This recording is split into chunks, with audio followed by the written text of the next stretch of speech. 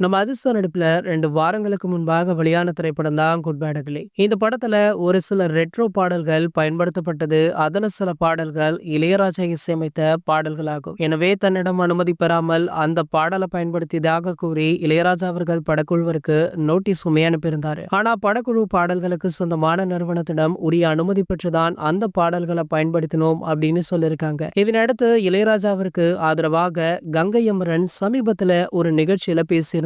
இந்த நிலையில இதை பற்றி கங்கை அமரனின் இளைய மகனும் நடிகரும் இசையமைப்பாளருமான நம்ம பிரேம்ஜி அவர்களிடம் கேள்விகளுமே கேட்கப்பட்டது. அதற்கு அவர் அண்ணனுக்கு சப்போர்ட்டாக தம்பி பேசுகிறார், என் அண்ணனுக்கும் ஒரு பிரச்சனைனா நானும் அவருக்கு ஆதரவாக பேசுவேன், அதே போலதான் இளையராஜா அப்பாவிற்கு ஆதரவாக என்னுடைய அப்பா பேசியிருக்காரு. மேலும் இளையராஜா பாடல்கள் தான் குட் பேட் அக்லி படம் ஹிட் ஆச்சா அப்படின்னு ஒரு நிருபர் கேட்ட கேள்விக்கு அதெல்லாம் கிடையாது, குட் பேட் அக்லி படம் ஏகேவால மட்டும்தான் ஒரு மிகப்பெரிய வெற்றி பெற்றுள்ளது. இவர் பேசிய இந்த வீடியோ பாத்தீங்கன்னா தற்போது சோசியல் மீடியாக்கள்ல வைரலுமே ஆகிட்டு இருக்கு. இது போன்ற சினிமா செய்திகளை பத்தி நீங்க உடனே தெரிஞ்சுக்க நம்மளுடைய அஜித் 360 சேனலை மறக்காம சப்ஸ்கிரைப் பண்ணிக்கோங்க.